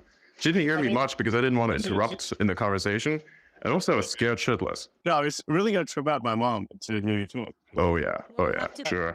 Why not? How's your kid doing? I hear he's a little active in the background there. You doing fine? Yeah, I'll just text my mom. She's away. Yeah, This would be the greatest Funny. space this is ever if you brought your mother in. I mean, I'd have to bring. Well, I just texted her. Oh shit, you said hi.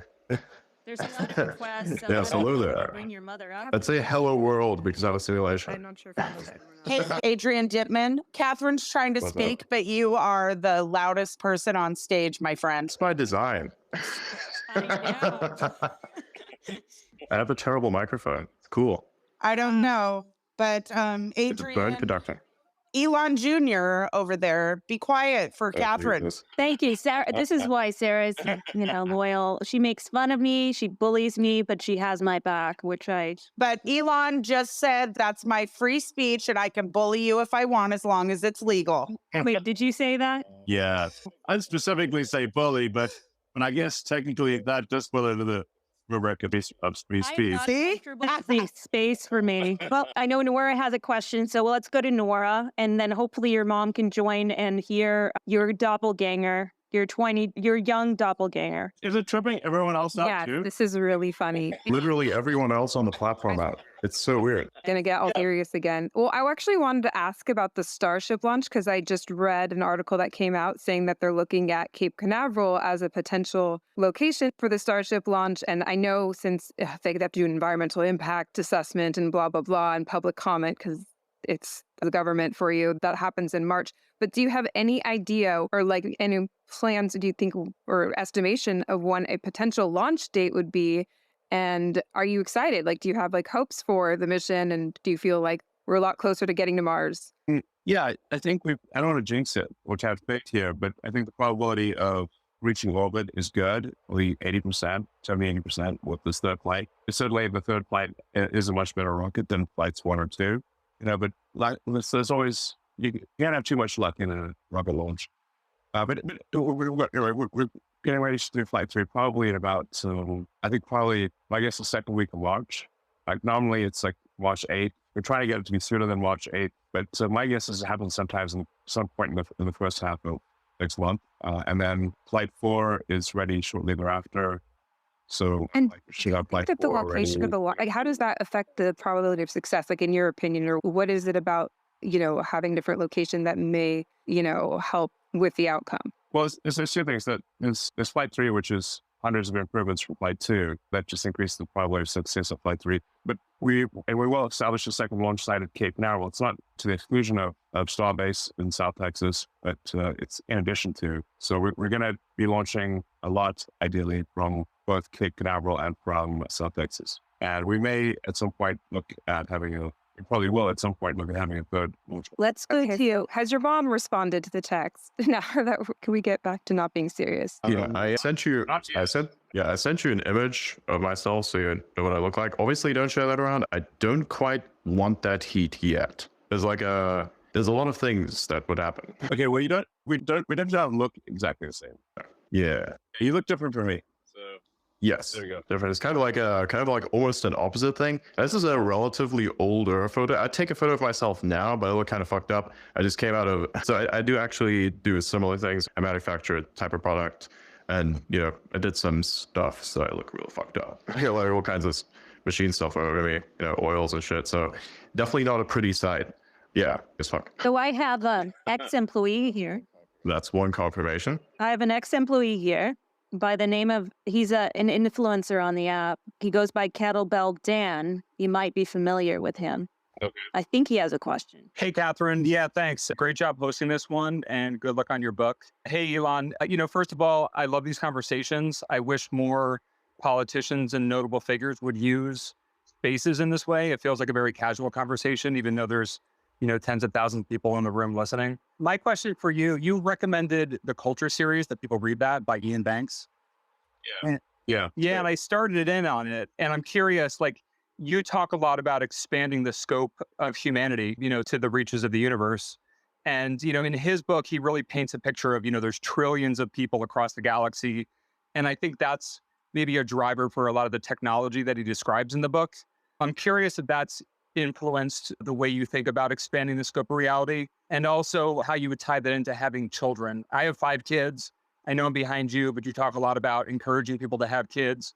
We can't populate the universe if we stop populating. So I'm curious. Yeah, exactly. Yeah, I mean, I started SpaceX long before reading any of the Banks novels. So, but I've always been interested in sci-fi, and like the Foundation series by Asimov, Heinlein, really all the great sci-fi authors. I've read even pretty obscure sci-fi, and I think Banks is some of the best. I think he might be the best actually ever in sci-fi, in my opinion. In fact, some of the stuff he writes is so good that I sort of wonder, is he like some in the simulation? But then, unfortunately, he had died before I was able to try to reach out, because the sophistication of the sci-fi he writes is superhuman. But yeah, I certainly think that we want to be a civilization that expands to the rest of the solar system, and ultimately to the rest of the galaxy. I think we should expand that's the sort of the foundation of my philosophy, is expansion of the scope and scale of consciousness, such that we are better able to understand the nature of reality, understand the universe. That's what motivates me. You speak a lot about the simulation, as do I. My fascination with it, like, why do you always say that this person may be another AI in the simulation? You even said this yourself when Grok, spat out a hallucination about what I do, and it said that I'm your twin of some kind. You said, what if we're just 2 AIs in the simulation? What do you mean with that? There must be deeper meaning. What does this mean to you? Well, simulation theory is a deep rabbit hole. Oh, yeah. The best argument for we're in a simulation, I would say we are in a simulation, but one should just think of things in terms of probabilities. I think the thing that is most persuasive in considering the probability that we are in a simulation is the advancement of video games. Video games went from being something like Pong, which is like just two rectangles on a square, very primitive graphics. Not that long ago, only like 50 years ago, 55, 60 years ago, thereabout. In our lifetime, I saw video games go from very primitive squares, rectangles to photorealistic video games that have millions of people playing simultaneously. And that's for when I was like 5 years old to today. So then where will video games be in the future? They will be indistinguishable from reality. In fact, you'll be able to render video games at a resolution better than your eyes can comprehend. And if you extrapolate neural interfaces as well, then eventually you'll be able to have simulated an entire reality, all senses, touch, smell, everything. All your memories are electrical signals. When you smell something, even though it's maybe visceral, it is actually electrical signals going to your brain, just digital neuron pulses. So then what are the odds that what are the odds that we're in base reality instead of somebody's video game, given that there will be in the future? But if civilization continues to advance, there will be billions, perhaps more than billions, maybe trillions, video game instances. Maybe it's video games all the way down,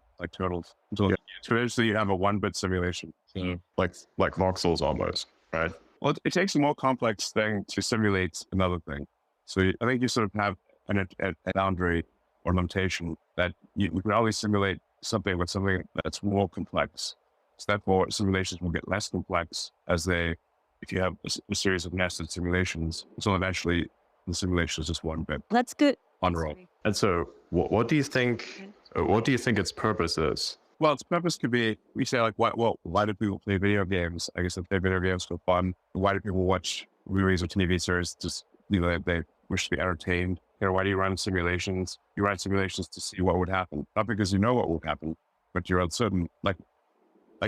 In our reality, we run simulations all the time. SpaceX will run many simulations, millions of simulations of rocket flights and adjust the parameters. So doing a Monte Carlo simulation where you're given a wide range of input parameters and environmental circumstances, and you run millions of simulations to see which of those simulations will succeed, which will fail. So we run simulations not because we know what will happen, because we don't know what will happen.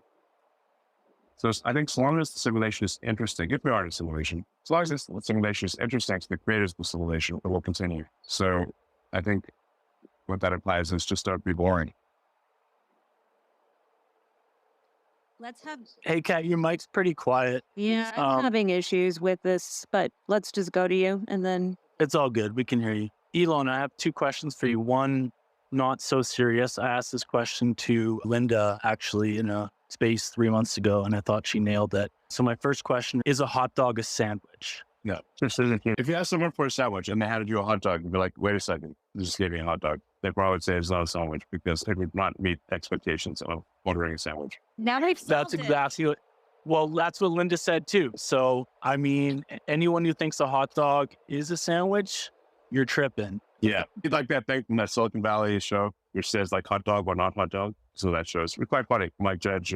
Another question, do you have any updates on the Neuralink patient? Yeah, I don't want to use this to sort of break major news on that. Yeah, no worries. Progress is good. But, progress is good. Patient seems to have made a full recovery with neural effects that we're aware of, and is able to control the mouse, move the mouse around the screen just by thinking. So we're trying to get as many button presses as possible from thinking. So that's what we're currently working on is, can you get left mouse, right mouse, like mouse down, mouse up, left mouse, sort of left button down, left button, which is like kind of needed, like you want to like click and drag something, you need the sort of mouse down and to hold on mouse down. And then there's, we want to have like more than just 2 buttons. So we try to make progress on that front, but overall it's looking very good. Let's go to a question from Mishan. Hey, Elon. Nice to be speaking with you. I actually have a question kind of going back to AI images and AI video. I've seen on like other social apps, them integrating more tools for creators will kind of supplement what they're doing using AI. And I know that X is kind of rolling out a lot of features that are helpful to content creators like articles, which I'm very excited about. I'm wondering if you and X overall have thought about kind of developing features within X, maybe via Grok for generative AI image and video creation, or possibly partnering, I imagine not with OpenAI, but maybe something like Midjourney to make it easier for kind of artists and creators that leverage AI to kind of enhance their content on X. we are in some interesting discussions with Midjourney, and something may come of that. But either way, one way or another, we will enable AI art generation on the X platform. Awesome. Thank you. I mean, I think it would be really great for memes, if you could just sort of like whip up an original meme. Well, that's what I do. I'm one of your reply guys, Elon, and I put plenty of turtle memes in your replies. Few you end up liking. All right, sounds good. Do you have a favorite meme, Elon? Is that it? It's hard to pick a favorite. Actually, I think I cannot pick a favorite without incriminating myself. Okay, fair enough. I'll let that one slide. I think Lev has a... Or plead the fifth or whatever. All right, let's go to Lev and then Sarah, and then we'll see where we're at. I like all the Elon memes. You don't like all the Elon memes, Elon? Well, I don't like them all. I guess some of them are pretty funny. I am become meme, to paraphrase the guy that, lived the man. What does it feel like to be a meme? Surreal, I suppose. Catherine will know tomorrow when I am this entire space. Don't you worry, girl. I am very worried. Very worried. A meme. It's a meme. All right, Lev, do you have a question? Yeah, fascinating conversation tonight, folks. A couple questions, Elon. Funny enough, I actually served as a staffer in the front office of the Global Engagement Center from May 2021 to May 2022. I thought the timing was important. I actually left because I was, one of the main reasons why I had left the GEC was because of all that was happening with X. So if I can connect, a couple unrelated questions to that, not on this space. What do you think about the idea of profiles having to disclose whether they're being paid to post content on behalf of a particular candidate or political campaign? So, there's like a ton of X accounts that may or may not have been paid by the DeSantis campaign or the Trump campaign or the Ramaswamy campaign. Do you think it would be a good idea for those influencers having to disclose that they're being paid, so people know motive? Well, isn't that a legal requirement? I'm talking about like on X. Right. Is that a legal requirement? I think if you're going to, promote a political campaign that would count as a political donation, I'm not sure of the nature of the law here. It's obviously very difficult for us to know whether or not someone is. Right. Yeah. The implementation of that would obviously be difficult, but I just kind of wanted to bring that up because I think it would definitely do well for transparency on the platform if there was some way to verify whether a post, isn't meant to inform with a great motive and for free speech, or whether a post is meant to deceive and is basically an advertisement for a certain political candidate. I think that would be great. And yeah, I did want to connect about the GEC. Could you point me in the right direction as to how I can connect with some folks about my experience there off the space? Absolutely. Why do you reply to this conversation and to Cat's account? And because I'd be curious, because what I saw from the Twitter files was the Global Engagement Center, which most people have never heard of, was arguably the number one in terms of, certainly from a quantity standpoint, in terms of how many accounts they wanted suspended or de-amplified. I think might have been number one out of all organizations. So that's definitely concerning. And I was at a friend's birthday party of some people who are extremely well-read and some responsible people in the world, and they'd never heard of Global Engagement Center. I was like, yeah, it's in the State Department, and, I think it's not good. We should just generally, I think it was created in the intent of stopping Russian disinformation, but I think it's went far beyond that mandate, is what I can see. Great. Let's go to Sphinx. And I don't know, Elon, do you have much time left, or do we want to start wrapping this up? Yeah, I think maybe 5 to 10 minutes or something like that. So let's go to Sphinx. Thank you, Kat. What's up, Elon? How's it hanging? Good. Good. Elon, I want to, that wasn't my question, but yeah. What I'm concerned about or interested about what you think might be some ideas that X could do to continue to combat this doxing and harassment that goes on online. And I just want to explain one example of harassment, which is people, for instance, writing very derogatory things like the N-word, but putting spaces in between them, right? So that sort of thing is getting through the system. And then also it seems like people are openly doxing others and they just don't get, nothing happens. So what is there as a user we can do, and what can the platform do? And I know that you guys are hiring more people in trust and safety, so I appreciate that. But those are my questions. Thank you so much. Yeah, well, doxing is definitely against our rules because it inhibits freedom of speech.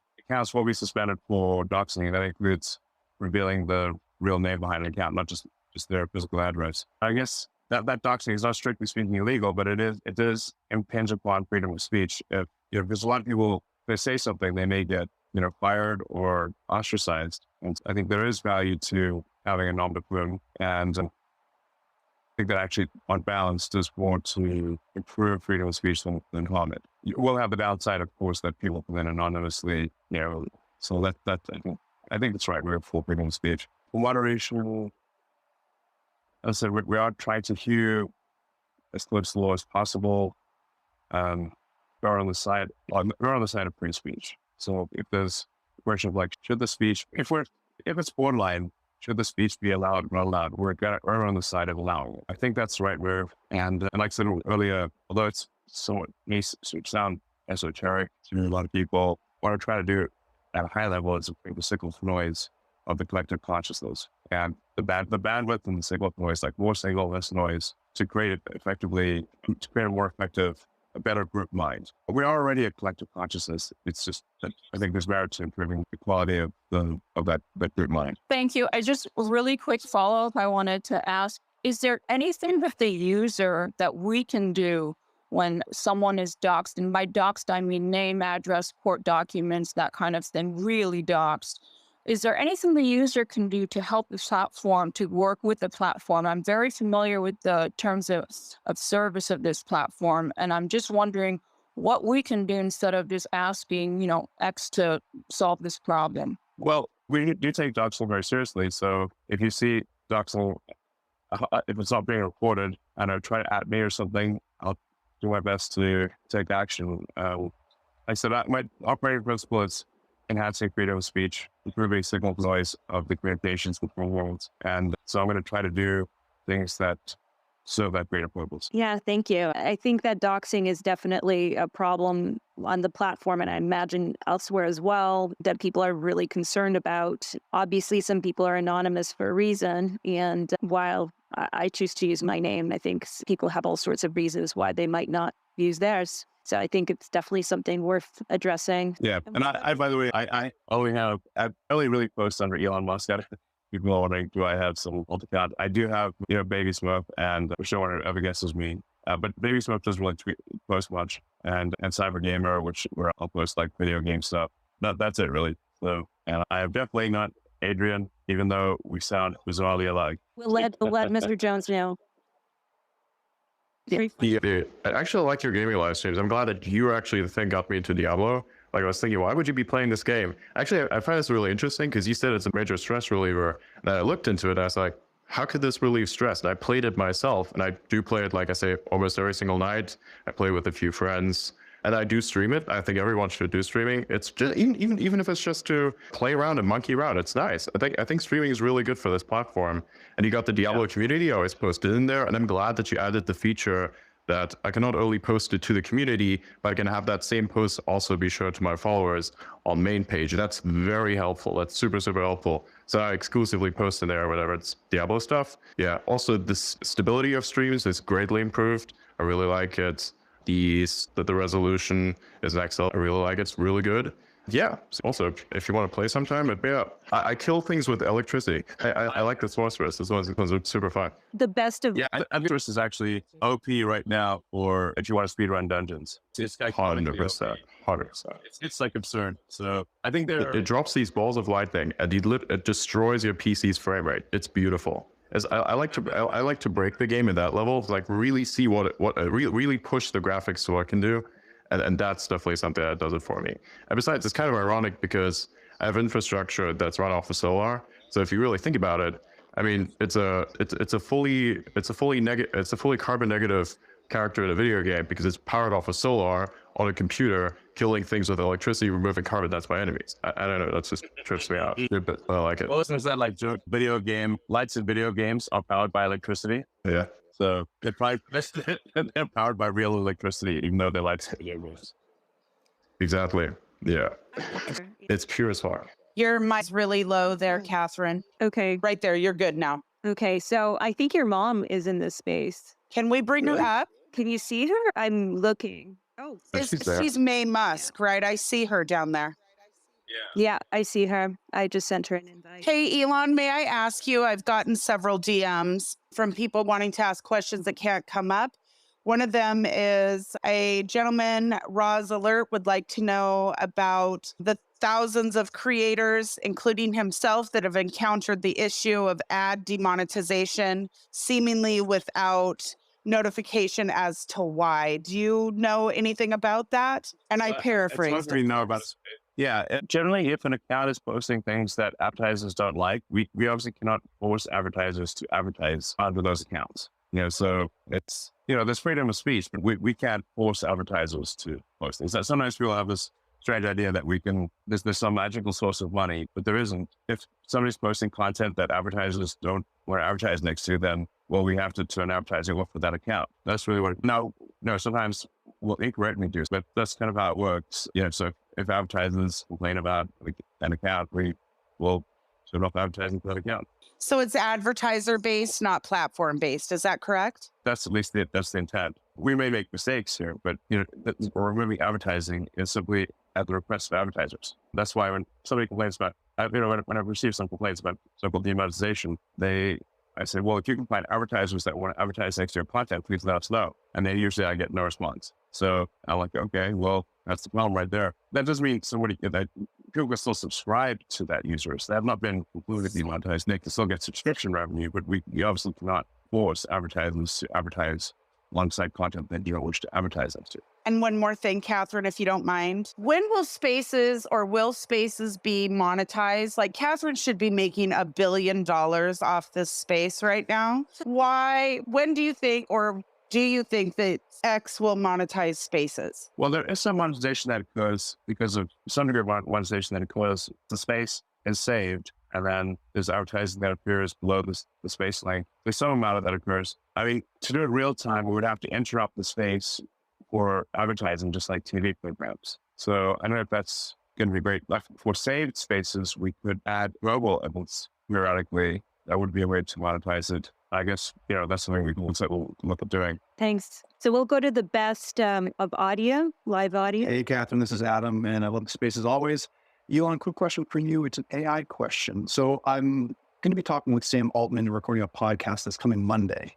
And I'm, of course, excited to talk about all things OpenAI and the new sword technology and news with Andre moving on. But what are you focused on with AI within your world at the moment? What's exciting you for AI right now? Well, I mean, OpenAI should be called maximum profit AI, since that is currently what it is. I came up with the name OpenAI because it was supposed to be open source, but they are not open source, nor is it non-profit anymore. So I do find it odd that, it is now maximum profit closed source. And I still don't know what Iliad saw or what made him react so negatively. So I have some lingering concerns there. For XAI, we want to try to create a maximum. I'm actually curious. I think OpenAI is, not to overuse the term, but somewhat woke in its responses, and will often refuse to give answers, or will reply in a way it seems like it's scolding you or even asking the question. Whereas, we want to be more like Grok wants to be like, based GPT, like a default. And also we want to be the funniest guy on the internet. And I think we might already be there. If you have the choice of using one AI or another, why not use the one that'll give you a few laughs along the way? And really, Grok version 1 was done with very few people and very little resources. So Grok 1.5 coming out will be a lot better. It'll be able to understand images, generate images when we're in a link. So I think we'll quite rapidly catch up to OpenAI, and I think there's some value to there being multiple players in the AI space. You don't want it to be just a monopoly or a duopoly. So I think that's probably good. Like we used to have over the door of OpenAI. There's a quote that I always like from Lord Acton, which is that liberty consists in the division of power, whereas absolutism consists in the concentration of power. So I think to the degree that there is division of power, we have a freer society than it is concentrated. Now, the table stakes for being competitive in AI are certainly rising rapidly. So it's not like anyone just do world-class AI and, using a GPU in their basement type of thing. It's kind of getting to the point where this year it's probably at least single-digit billions in hardware to have a seat at the adult table rather than the kiddie table. And next year, it's probably in the tens of billions of hardware to remain at the sort of the adults table rather than the kiddies table. So anyway, but I think we'll try to be a good AI. I guess some people say like, well, against AI, somewhat alien language of its creator. Well, in whose image, if that is true, in whose image would you want the AI to be made? What should think about that? Sorry, I'm very sorry. I know your name, but at this moment I am blanking, and all you have are emojis. Yeah, actually, we probably do need to add more than simply emojis here. It's hard to divine what somebody's saying just from an emoji. Well, she literally has her whole name made out of. I think it's Solly Sods, right? That's the at. Okay. Yeah. So my name is Solmaz. Thank you. And I removed my name because of what was talked. Katherine, thank you. And now I'm just known as the airplane. Oh. Katherine, I can't hear her. I think she's bragging a little bit. Yeah, that might be it. I'm having a lot of issues with this space in general. There's so many people and so many requests that I think that it's glitching. Hey, Elon, not Jerome Powell would like to know if you still love his printer. Well, that printer's going to keep going no matter what. Yeah. I mean, how many dollars will it be ultimately? A lot. And at some point, the chickens are going to come home to roost on the national debt. In fact, might be our only hope out of the crushing burden of national debt that we're building. He did promise to print me $1 billion if I asked you that question. So we're going to hold him to it. Or you can. I'm sure that's worth a lot of money. Right? Sarah. So much money. Elon, if he does not give me $1 billion, will you commit? Don't agree to anything. This is just my. Will you commit to banning his account if he doesn't give me $1 billion? Yes. Thank you. Ooh. Okay, this got spicy. I am curious to see how that resolves itself. Now he is. I'm sorry, Mr. Printing Press. Your account is soon to be banned unless you pay up. I'll take a split. Yes, I do owe Katherine. She owes me everything. So wait, is my mom on the call or not? I saw her. Well, I saw her and I invited her. She's still here. I can see her down there in the. Yeah. So is she not wanting to come up? Because I sent her an invite. It could just be a glitch too, because I tried to get you a good science question, Elon, and I can't seem to bring that particular person up either. So it might just be a glitch kind of situation. There's like 1,000 requests. Breaking the request list. I'm Katherine. I'm on AirPods. I'm in the middle of nowhere right now, so my cell phone or my cell reception is bad. But thank you so much, and I'll make this really quick. I have 3 questions, and I'll ask them quick, and feel free to answer in whatever order you want. 1, 3. I'll make it very quick. 1, Let's do one. Elon, do you have Katherine's book, and is it signed? I swear, nothing to do with that. I think so. Okay, well, you could. I'm going to use my X revenue to get you one. That's what I'm going to do. That cloud chasing. Okay. Okay. Well, I will send him a book should he want the book. I did not know. Oh, this was not my. She made me buy the book, and you're just sending Musk over here a book for free. I like my mom is there. Of course, but I'll sign it. Hey, everybody. Hello, that's Elon's mom. Yes, and I've woken my dog because we're in New York, and now he thinks I said hello to someone at the door. Well, have you heard this guy that sounds just like me? The Chinese guy? I am There's another one. There's another one. Yes, I did hear that too, and I thought it was somebody else that is using AI to use your voice. Else. I'm trying to bring him back up. I just did him. Yeah. It does sound like an AI voice simulator. Can we do a contest and see if your mom can tell the you guys apart? If you guys can tell them apart. Okay. This is so weird. I can't. Was that your son, or was that not? But it's he's getting through a mega something. Can you stop a mega thing? I'd have to disconnect whatever I'm using. So, like the microphone is like it's a weird device. It's like a bone conduction thing. It's quite old. That sounds like you. Now that's you. I'm a very early adopter. Wait, that was not me. That was in fact Adrian. What? Oh God. My mom can't even tell. Your own mother cannot tell you apart. That'll be good on Mother's Day. That's a good imitation. I don't know how you did Oh, that. hell. I don't know how I do it either. I just simply exist. That's bad enough. It's not even an imitation. I think that's literally just how Adrian sounds every day. Yeah, it's a weird thing. It's actually a result of cognitive dissonance. I'm actually German, and I learned English through the BBC World Service, and then I learned the remainder of it through social interactions with people in America.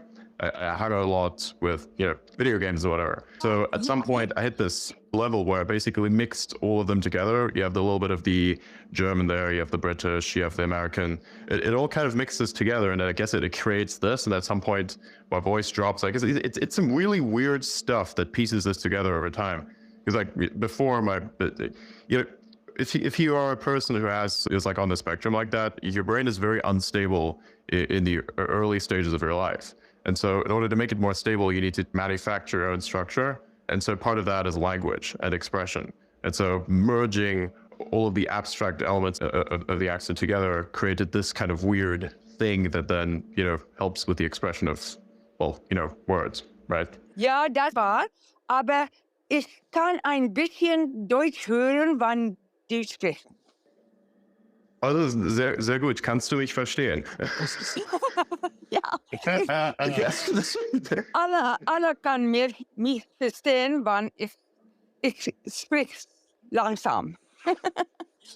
Alles gut, alles gut. Sehr gut. Actually really good. Ein bisschen Deutsch sprechen. Ich habe ein Your son? Semester im Universität. You know your son? You can start over. Here, make some changes. Yeah, It's like a blank. It's like a blank check. Voice. But sometimes there's a bit of a German accent coming out. You got the hardcore South African. I know a few friends are South African. One of them, he's the guy who does agriculture. Really interesting dude. He does hydroponics. I love this guy. Yeah, he's cool. He has the exact accent that you have. Tells me a lot of interesting stories about the country. Yeah. A lot of positive stuff too, which I really appreciate. Okay. It's fine. It's good. I mean, so what do you think now? Like, Mom, how does this? I was about to ask that. Yeah. How trippy is it? Are you freaked out? Can a mother tell? Well, if you keep on talking, I will know. I will see where you just go off the accent, into a bit of a German accent. So then I'll know it's not Elon. But pretty much you sound like Elon. It's bizarre. It's like an AI voice simulator. Yeah, that's what I could do. Sounds like. Elon, I can do your earnings calls for you. Yeah, that'd be hilarious. You get a particularly dry question, just tell me what not to say. No, I think that'll be very entertaining. It's going to be quite funny. It was me and Adrian and that Chinese guy I still don't know if that Chinese guy is actually real or AI generated. But if he's real, then the three of us on stage could really just be a total acid trip. Yeah, I think. Just be like, what the heck is going on? Yeah, I think it'll be very amusing and fascinating. I think that's a space that should be done. And I think we should have all sorts of impersonators on the space and the real people talking to I think that would be. That's a thought. That one right there is one feature I don't like, is the soundboard. Elon! Not expect Brian of Elon, please. Serious. Remove the soundboard. I beg you. Please make it individually adjustable, like with Discord, right? You can actually, Let the host. The soundboard's pretty funny. It is, if used correctly, yeah. He's not being. Perhaps like that, yeah. Well, what kind of beans did you have? Yeah, that's definitely Taco Bell, for sure. Yeah, that's Taco Bell. I love how I brought on something that I thought was going to be serious and sciencey, and this is what we get. It's got the toilet flushing sound and a fart sound. It's the remix sound. And then you had the dog sound. Pre and post. There is a dog sound. There is a dog sound, Mrs. Musk. It's the only good one. Yeah, now he's staring at. Is that a real dog? I like the siren. The siren is the worst thing ever. It's so beautiful. I had this once at a debate, and I dropped something, and all of a sudden, everybody started spamming the soundboards. It was the funniest shit ever. I wish I had recorded it, but then, yeah. Oh, God. He became the druid now. Yeah. What is that? Oh, my God. Sound like you're inside the starship. Yeah.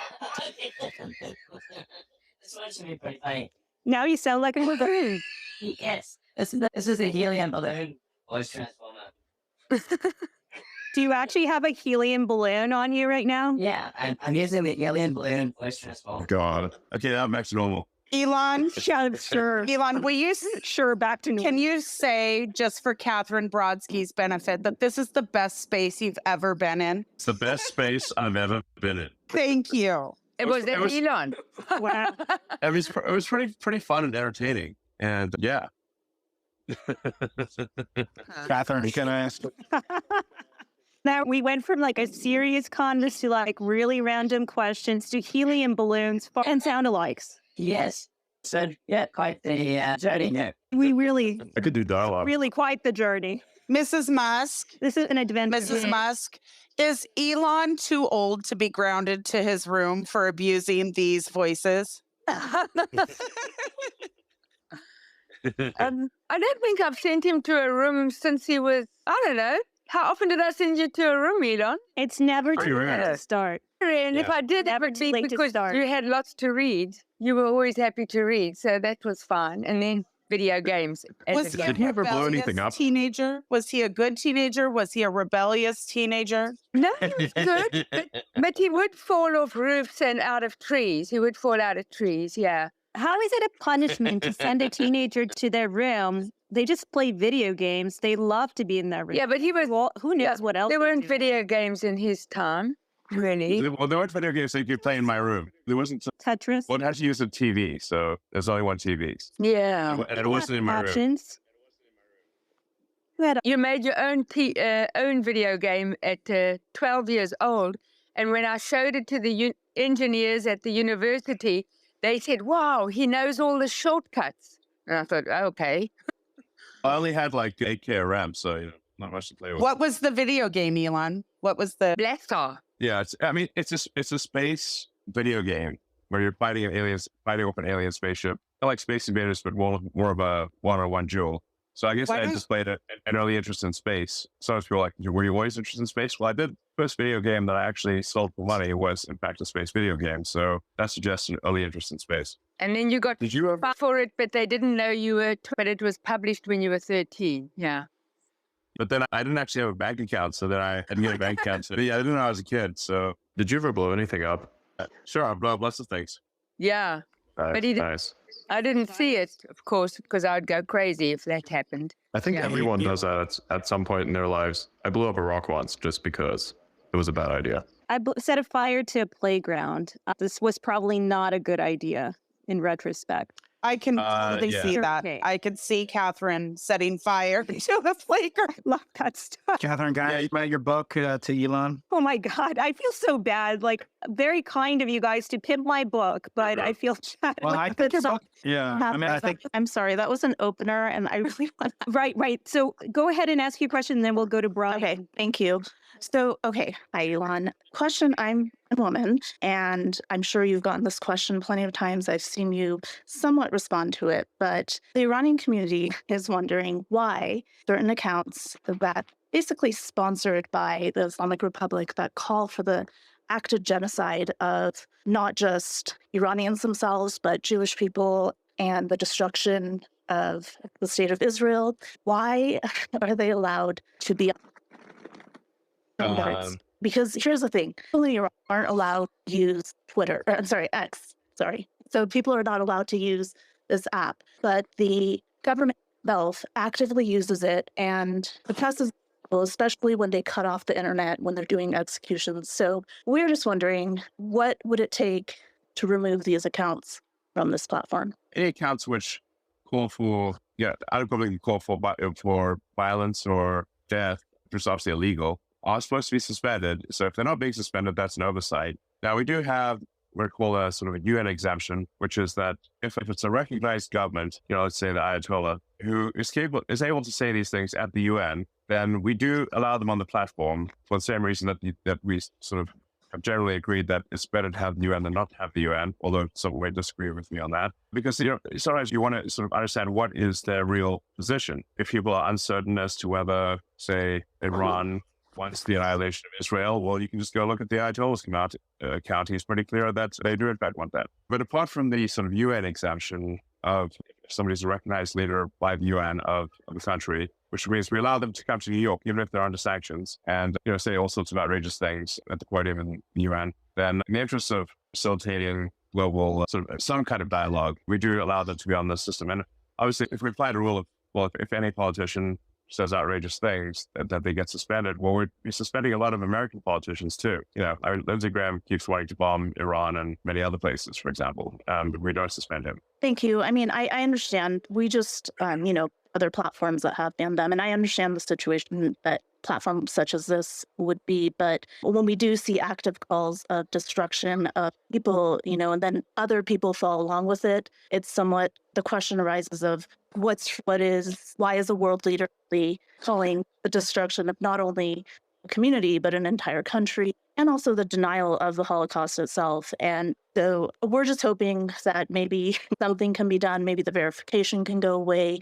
Maybe they can be monitored, because they do have a lot of their own employees on the account as well. They have around 250,000 cyber battalions, cyber army people that do troll this platform and do get a lot of us reported, and smear campaigns go on. And earlier there was a conversation around doxing, which is we have tried reporting all of these and nothing really happens. And these accounts are continuously going on doxing and smear campaigns, not just on public figures, but on individuals such as myself or others that, our lives could be in danger. Our families that actually are in Iran can be in danger. So I appreciate you taking time to answer that, but I hope that maybe there can be a little bit more structure around that and a little bit more attention to people that, for example, I know you mentioned a couple of months ago calling for, a call to genocide of From the River to the Sea, calls for active suspension. And there are people that are still doing it to this day. So I appreciate everything you're doing. I know that you've done a lot for the Iranian community, but it is an ask from us to maybe try and monitor certain accounts that have large followings that actively put people's lives in danger. Okay, sure. Yeah, I will look into it. It's not always easy. Obviously, it's easier to review things that are in English. If they are in Farsi, it's a little harder. But the rules of the platform are certainly that, calling for the death or destruction of individuals or nations is illegal. And we're still in suspension, with the exception of the UN rule, which is that if somebody is a recognized world leader and can say it at the UN, then we do allow them to say it on the platform, for the same reason that we allowed the UN to, the UN General Assembly to gather in New York and say outrageous things. It's not a clear-cut situation, but probably better than not having any contact from them. So, all right, cool. Well, I think it's probably time to wrap this up. Do you mind if we go to a last question and then we'll wrap up? This is Brian Keating, a professor of physics at UC San Diego. I got 2 physics questions I'm hoping you can answer or chime in on. So I study the cosmic microwave background radiation, which is the afterglow of the Big Bang, which was discovered 60 years ago or so. And this radiation is thermal in origin, and we are applauding your efforts in the astronomy community to make the Starlink satellites dark for optical astronomy. But we microwave astronomers who use signals, we're trying to detect this afterglow of inflationary gravitational waves in Q-band, essentially in Q-band. And there's really no way to block out a 1,000,000 Kelvin equivalent signal that you're transmitting with Starlink. I'm wondering, is there any way we could work with you and from the South Pole or Chile, where our observatories are located, to have selective availability or some way? Because once this channel is gone, we'll never get it back. And this is, potentially precluding a view into the, inflationary origin of the cosmos. So I know it's very important to you, and we're appreciative of the astronomy efforts in optical astronomy, but microwave is a totally different ballgame. Sure. I do think long-term, the right place for telescopes or really any receiver is in orbit, or basically space, so you don't have experience from Earth. And as Starship starts launching, we can have some pretty big telescopes or photon receivers. We have 10-meter diameter telescopes, so pretty hard to put, and they don't really unfold the way that Webb would. But I mean, I think it would be something that selective availability. I'm basically blanking it over the South Pole. We only have 2 locations on Earth where we would need to have it unobstructed. Okay. Is there someone? Would you say basically just stop transmitting just over these? Yeah, the 2 observatories. Yeah, in the Atacama Desert in Chile at 17,000 feet, and the South Pole, Antarctica, which is place we'd love to take you. By the way, Simons Observatory, Jim Simons funded it, and the NASA Science Foundation funds the South Pole Observatory called BICEP. And then I had, so if you have any resources you could put me in touch with, it would be really appreciated. Yeah, I mean, I'll talk to the Song team about this. We have a technical update every week. So I'll ask about any obscuration and microwave spectrum in Atacama and Antarctica. So yeah, we don't wish to in any way impede the progress of science. That would be awesome. Thank you, Elon. I have one more question just related to physics and AI and related to Katherine's book, which brought us all here together tonight. So Katherine, congratulations, Mazel Tov on the book. So the book's called No Apologies. One of the things I hate most about Chat GPT, Woke GPT is, you'll ask it some question. I'll say, what did Brian Keating write? And I'll say, losing the Nobel Prize, correct. Into the Impossible, correct. And then I'll say, A Brief History of Time. No, that's not correct. And I'll say, no, that's not right. I didn't write. That's Stephen Hawking. And they'll say, oh, I apologize. I hate that. I want the Katherine Brodsky no apologies. But it made me think about a true Turing test. And I want to get your opinion on. I've asked Nick Bostrom and David Chalmers and your greatest ideas and thinkers, Peter Diamandis, our mutual friend. I said, do you know what Einstein called his happiest thought, Elon, that gave him shivers and titillated him? Do you know what he said that was? He said, yeah, it's PG, don't worry. He said, he said it was that an observer in free fall would experience no gravitational force. And it made me think, because to what extent could a computer or some silicon or even quantum computer, could it even have either a happiest thought or B, experience the sensation, a visceral sensation of free fall? So I'm wondering if we could propose another, kind of Turing test, a different definition of AGI, which would be actually coming up with new laws of physics or new complete paradigms of physics rather than just, physics is a base layer of reality. I mean, you always quote that, right? So to what extent could we redefine AI as when it becomes generally intelligent, when it can experience happy thoughts, free fall, and other things like that? So curious about your thoughts. Well, I think you can certainly have AI would not realize it's in a simulation, which may be the case for us right now. And that would have a true physics engine and fall in a way that a human would fall and thus experience sensations in the same way. I do think there are the simulation hypothesis does explain some elements of quantum mechanics, such as, only collapsing the probability distribution when you look at something. Like, why would something be only true when you look at it? Well, if it's rendering in real time, then that's actually how a video game works. Like if you're in a video, like let's say you're in World of Warcraft or something, and you walk through a forest and there's a rat and a rat appears. But before that, was there a rat or not a rat? There was only a probability of a rat, and the rat only became real when you looked in that direction. That collapsed the probability space, and the rat appeared. So I think conversion theory actually explains a lot of things that seem quite mysterious, the Schrodinger's cat situation. But it requires infinite compute, right? Because they could always say who simulates the simulator, infinite regress, right? It does beg the question of where is the simulator running? Yeah. And it may be that you have a whole series of nested simulations, but at some point there is the unit thing. But ultimately, the physical reality, I mean, all these things are going to be running on a rocky planet somewhere, right? That doesn't have infinite copper. It doesn't have infinite mineral density to retrieve. So, I mean, there are planetary limits to growth, as, the Club of Rome would call it. Don't those provide? I mean, you can't imagine, changing the physical reality of an Earth-like planet. You can't imagine these simulations running on something very different from an Earth-like planet. It's not going to run on a Boltzmann brain. So at some level, it needs physical reality. And so, again, you can't break the laws of physics. So how does it get around the planetary resource problem? You can't make an infinite number of paper clips on a finite planet. I don't know if you really need that much. Like it's not really like the universe may seem infinite to us, but frankly, if I was creating a simulation of this reality, I would put the stars far enough away that we do not have to simulate the details of the planets. And in fact, that is the situation. So you really just have to simulate with high fidelity what is observed on our planet. A much easier task than trying to simulate local reality. And I was joking that, when the James Webb telescope went up, that maybe the reason for the delays was that the simulators needed to bring more computers online, because now that we can see further, they needed to improve the fidelity of their simulation. So like their equivalent of Amazon Web Services or something. I'd like to add that I don't think German Elon voice could answer in the same way as Elon did. Yeah, there's a gap. There's a huge knowledge gap. He's older than me. There's a difference in the simulations, like, they're not exact. There's irregularities. They don't quite match up. I think there needs to be. It's like art. Yeah. I mean, if I wasn't at least Well, I pretty think good at physics, then the rockets would explode and the cars wouldn't work. Because physics is a very harsh judge.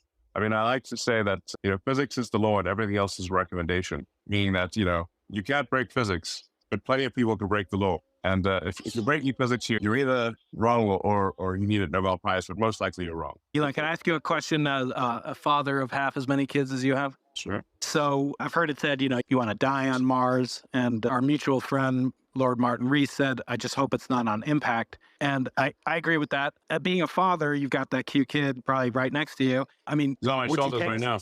Yeah. I mean, but you have other kids too. And to say goodbye to a child is, I don't have to tell you that. It's the most painful thing you could ever imagine. But wouldn't you have to? I mean, wouldn't that be kind of the ultimate, going away on a business trip if you were to do that? I mean, I don't know. I find it hard to go away on a trip, but I know you take your kids with you. I got one of my girls right here with me right now, and she doesn't want to go to bed. I mean, what would you do? I mean, could you really say goodbye to some of your kids or some of the people you love? Maybe your mom and never see her again. Well, I don't want to say goodbye. I mean, we all... I think we don't have to worry about that for a few more years. Okay. I think so too. Plus, maybe they'll want to come on the trip, right? You don't know. Yeah. And maybe it'd be quicker, so you can come back if you want. Yes, you fear a lot of things in your life, but most don't happen. That's very true. Very true. Thank you, Elon.